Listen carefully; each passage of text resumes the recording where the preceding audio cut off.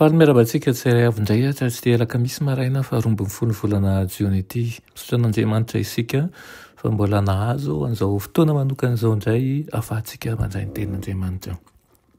Alohan'ny derantsika namofinaina an'io dia hivavaksika. Itombo Andriamanitra eo misaotra anao izahay satria mbola nomenao fahasoavana lehibe indray avy aminao. Misaotra anao ihany koa izay mitaonanay handinika ny fahamarinana avy aminao. Ampio izay ampiatra izany. Ary aoka izahay no voalohany ho resy lahatra mba hanao ny marina. Tonoana sy angatana aminaran'i Jesosy. Amen. Lohateny mofinainantsika androany dia manao hoe nadian'ny fahotana bitika aza.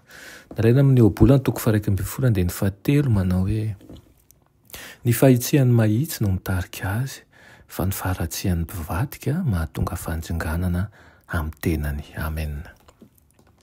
Hoy Kristy manao hoe ny azo tsara tsy mety mamovo ratsy ary ny azo ratsy tsy mety mamovo tsara ka dia ny voana ozy izy no ahafantaranareo azy.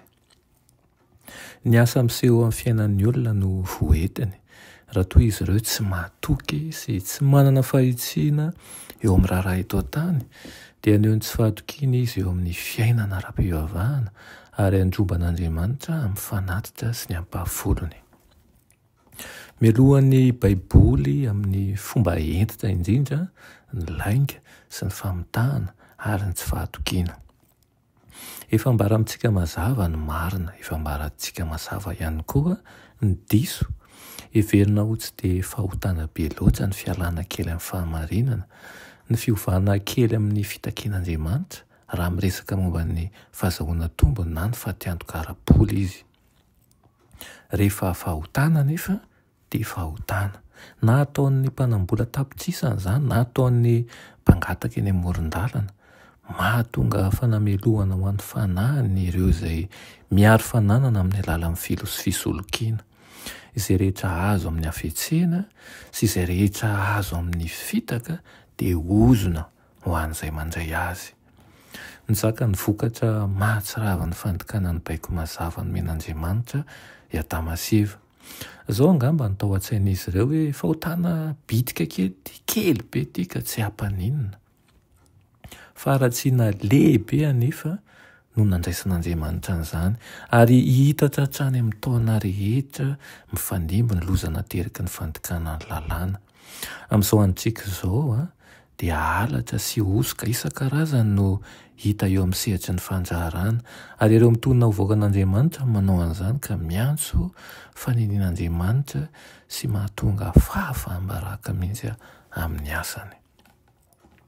Mahatonga ny olona hanana fahazarana manao ratsy ny fampananaram-po izay mitohy ny fahotana. Raha mandinika ampahatokiana ny ten'Andriamanitra ireo rehetra milaza fa mino ny fahamarinana dia hitombo fa tsy ho reo kely eo amin'ny ara-panahy.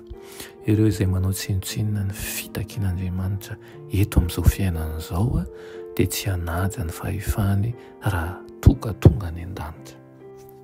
Hoy ny obolana 5:17 manao hoe izay fatra-pila harena dia mampidi-doza amin'ny ankohonany fa izay maka ala kolikoly no velona. Amen. Ritomba Andriamanitra eo misaotra anao izahay ny amin'izany toromarika izany. Meteza ianao Tompo amboly toe-tsaina vaovao aminay ka ahatonga anay handeha marina hatrany ary tsy ho fatra-pila harena ka ampidi-doza ny ankohonanay fa hankahala ny kolikoly ary ihany koa mba homendrika anao hametraka ny fahamarinana amin'ny toerana rehetra misy anay. Aminaran'i Jesosy. Amen.